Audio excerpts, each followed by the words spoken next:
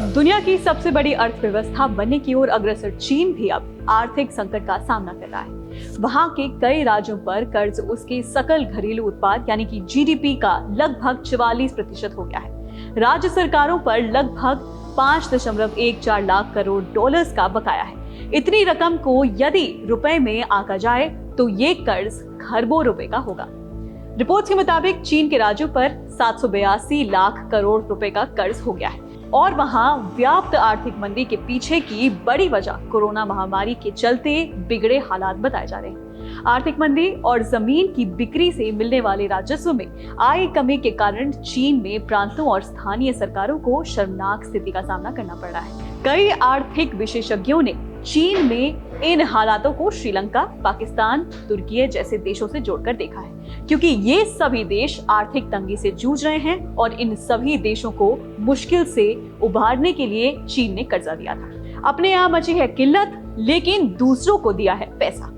आपको जानकर हैरानी होगी कि एक ओर जहां चीनी राज्य कर्ज में बोझ तले डूबता जा रहा है, वहीं शी जिनपिंग की अगुवाई वाली सरकार दूसरे देशों को कर्ज देकर दुनिया में अपनी धाक जमाने की कोशिश कर रहा है। आर्थिक किल्लतों से निपटने के लिए गरीब या मिडिल ईस्ट देशों को लोन देने के मामले में अब चीन अंतर्राष्ट्रीय मुद्रा कोष यानी IMF से कंपटीशन भी करने लगा है।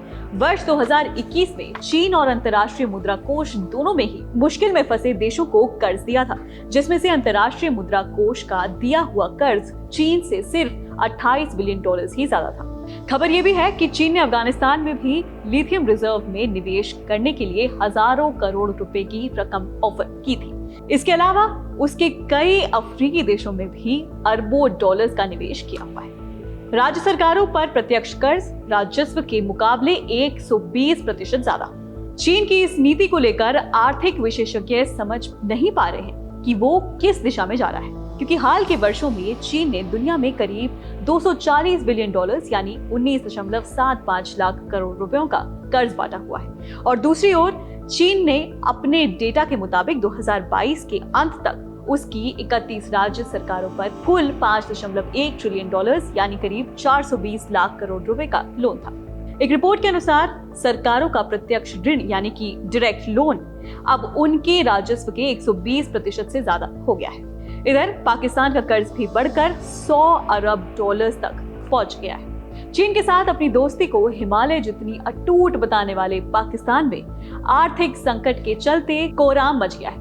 पाकिस्तानी अर्थव्यवस्था चौतरफा मार झेल रही है। एक और पाकिस्तान पर विदेशी कर्ज 100 अरब डॉलर से भी ज्यादा हो गया है।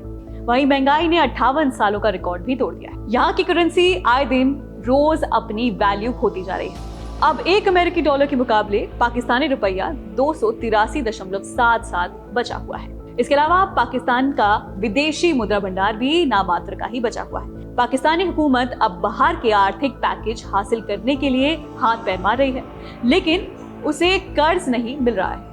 यदि IMF से उसे जल्द ही कोई राहत का पैकेज नहीं मिलता है तो जल्द ही दिवालिया भी हो सकता है।